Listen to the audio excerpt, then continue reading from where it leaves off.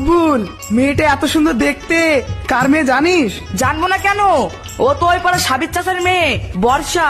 কেন রে তাহিন, বর্ষাকে তোর পছন্দ হয়েছে নাকি? এত সুন্দর দেখতে পছন্দ হবে না মানে? ও অর্ধেক মন নিয়ে চলেই গেল। এ তো দেখছি মেঘনা চাইতেই জল।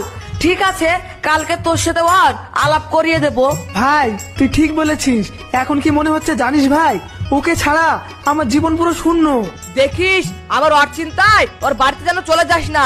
না রে না, যাবো না।